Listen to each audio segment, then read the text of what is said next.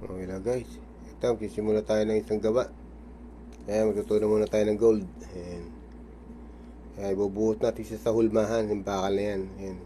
Meron pong hulmahan sa loob niya, bakal na yan. Ayan. Papakita ko po sa inyo. Ayan. Ayan, nakakorte na po siya. Ayan. Pero umpisan po muna natin yung ingaste. Ayan, ingaste muna. Bilugin muna natin yung ingaste na yan. Para yan kasi po yung susukatan natin na pang ibabaw. Palalaki po kasi gagawin natin. Ayan. Bilugin muna natin siya.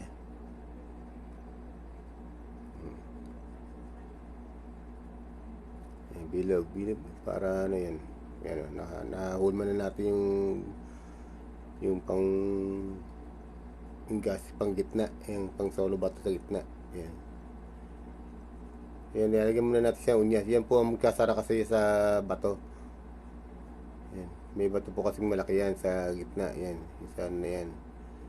Yan po magkasara yung apat na yan. Apat na unyas na yan. Ayan.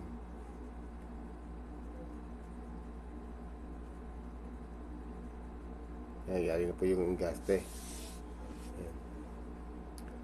Kinikilisi lang po muna natin para kasi siyempre po yung mga ano yan, may mga sobrang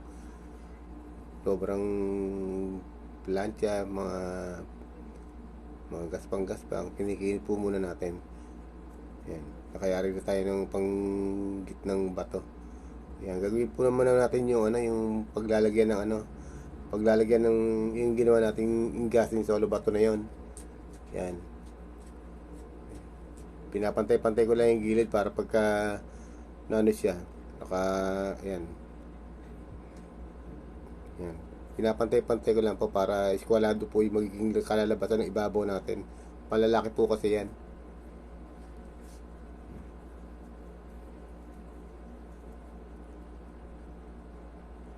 Yan, yan, medyo okay na po. Yan, ayan, gagawin po natin, tatanggal po natin siya ng panggitna para ilalagay natin yung sa gitna yung ginawa nating solo bato na yon na merong unyas.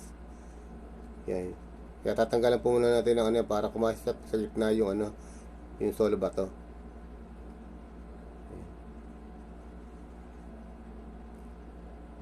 Yan. Paki-comment nyo naman po kung saan po kayo, tiga saan po kayo para malaman ko po kung saan nakakarating ang aking video. Paki-comment nyo lang po sa comment section sa ibaba. Salamat po. Yan. Kinikinis ko na lang po yung pang ano yung gitna, yung paglalagay natin ng solo bato sa gitna. Kasi hindi na po makikinis siya pag mayroon nang naikabit na yung solo sa bato sa gitna. Ayan, oh. Yan. Nililiya-liya ko lang po muna para pagka hininang po yung solo bato, makinis na po yung ibabaw niya.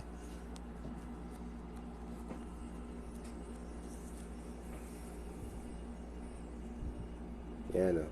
Yan po ginagawa natin, yung ginagaya natin.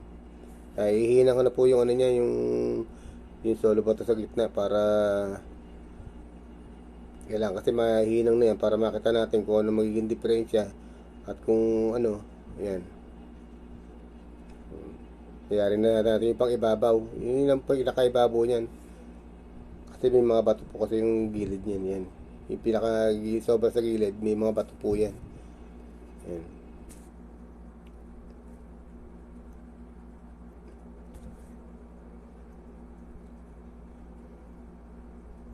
Yan, nililiyan na po natin siya para kasi pag kinabit na po sa baraso yan, kailangan po makinis na po yung ilalim. Yung ilalim po yan eh. Yan. Ayan, nakayari na tayo ng gas at saka ng mesa. Yan, ito po yung baraso naman. Susunugin muna natin yung braso kasi pag inalak po natin yan, malutong po yan pagka hindi sinunog. Para lamambot lang po yan kaya sinusunog.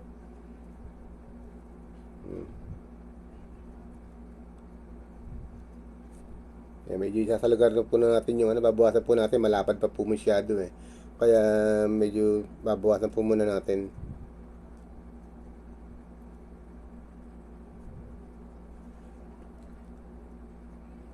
O yan, medyo nakuha na natin yung lapad. Bibilugin na muna natin siya para pagka na ano na natin yung ibabaw tsaka yung ano, para madali na siya i-forma. Yan. iayos lang po muna natin yung forma ng baraso. Yung baraso po yan eh. Para pagka pinatong na natin yung ginawa natin gases sa solo bato na may plancha na yun, eh maayos na siya. Yan.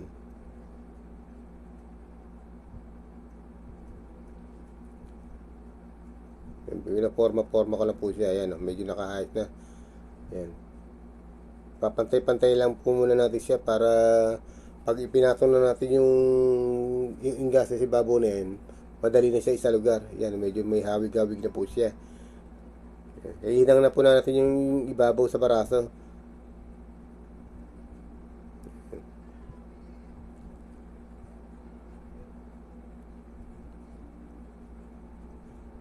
O yan, nakahinang na po yung natin. Yan, gagawin po na natin yan. Tatapal na po natin yung yung nasa gilid na yan. Yan, babawasan muna natin yung pinaka-plancha na sa itatapal natin sa baraso para yan, napatira pa po ako ng bandili dyan. Yan.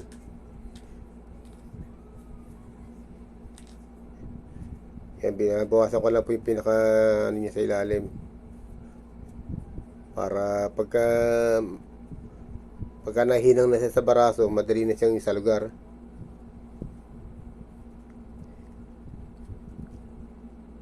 Yan. Medyo ano po siya, medyo nakasakto na natin yung forma ng tapal sa gilid. Ayan, kaya hinangan po muna natin siya para ano siya, medyo nakaporma na tayo ng ano, ng may hawig-hawig na yung sing-sing natin.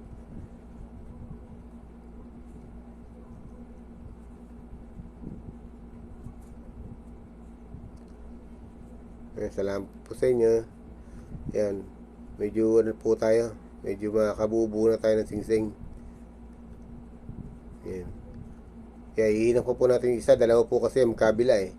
Ihinang pa rin natin yung kabila para yan, medyo may forma na natin ginagawa.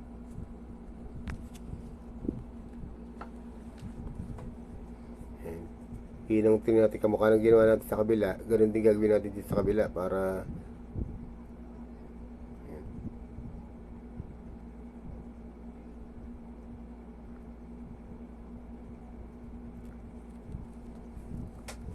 palalaki po kasi yan.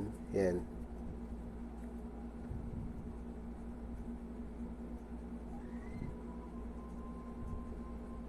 Yan.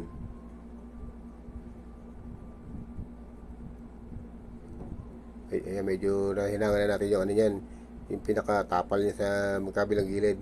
Yan, sa lugar na po na natin yung pinakasuto ng daliri para tsaka maisakto natin yung size, yung sukat niya. Yan. Yan, medyo pinoforma-forma na lang natin siya para madali na siyang sa lugar.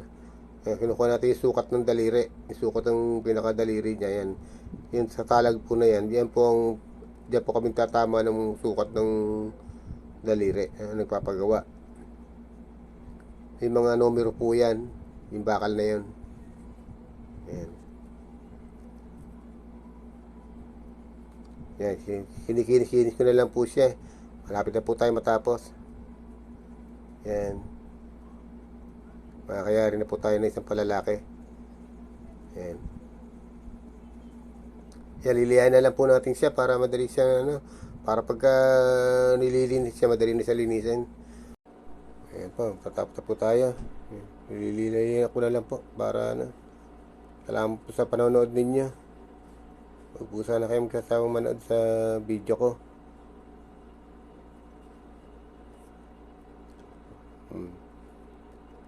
Maraming salamat po. Ayan, nakatapos po tayo na isang sing-sing, palalaki.